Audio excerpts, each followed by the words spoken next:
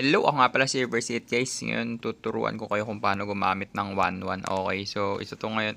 Gumawa na ako ng video nito nung una pero ito mas advanced tutorial to. Okay, okay, check natin muna ulit. So ito yung battle spell natin gagamit. It's either pag may Esme, I recommend Esme Chu, ganun, Purify. Pero pag Chu lang, Aegis. Okay, Aegis, yan. Tapos build set natin or yung marksman emblem natin is weakness finder. Turo ko lang sa inyo. Syempre alam niyo na guys kung paano yung or puro guys lang guys. Nano kasi ako sa mga YouTuber. Pero yun, nahawa kasi ako dun sa ayun nga sa mga YouTuber. Saan ba ako? Balik tayo. Okay. So yun, balik tayo. Nung una kasi ano lang yung basic. Ngayon yung advanced na okay. Yung advanced na yung tuturo ko sa inyo. Kung mapapansin nyo, medyo paunti-konti lang. So, once na bumalik na tayo, daily uploads na ulit tayo. Okay, daily uploads na. Okay, pag-bakasyon. Okay, so, unlock na natin. Mas advanced na, no? Gold lane to. Okay, sa may gold. Walang gold. Usually, ang gold, siguro 60% of the time, ang gold natin is sa may bot lane. Add gold na tayo. Tapos max level. Okay. So, tuturo ko lang sa inyo kung paano yung basic na may rotate. Actually, hindi man rotate, pero yung ikot niya, okay, para makabuka agad kayo ng pang-burst, okay. So, sobrang basic lang. So, lagay tayo dito na. For example, kasi nandito, okay. So, baka sabihin nyo, hindi kasi naglalakad yan. Kahit hindi naglalakad yan, may makikita nyo pa rin yung pinaka-point ko. Eh, pag yan, pag muna kasi, pwedeng hindi muna kayo mag-first. Ang pwedeng gawin nyo muna, ayun, no, mag-basic muna kayo para lumabas agad yung yung bilog na yan, okay.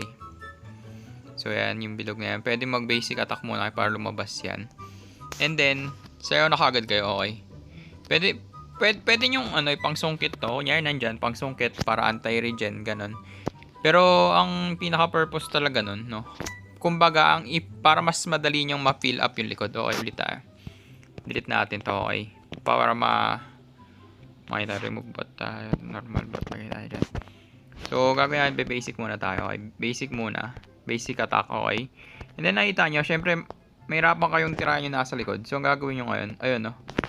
So, ang magiging purpose nun, guys, para or maka-RG, no. Ang magiging purpose nun is para matira yung likod. Kasi, diba, sa sidestep na ganyan. Sidestep na ganyan. Ang matitira, syempre, likod dapat lang naman yun, eh. Para ang likod nyo, automatic matatarget. Okay, may hit. And then, mag-instant ulti na kaagad kayo. Nagets yun ba? So, yun yung technique doon, okay. Yun lang yung pinaka-technique doon na hindi sa inyo sinasabi. Kasi ang iba talagang ginagawa, di ba? Ginagawa is normal bot tayo.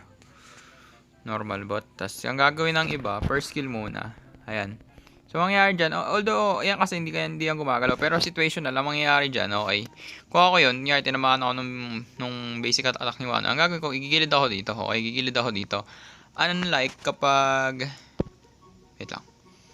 Unlike kapag unlike kapag nag-basic ka muna, mag-basic attack ka muna, tapos i-fill up mong ganyan, okay, kasi susundan ka niyan, lalo na kapag fighter yan, susundan ka niyan, eh.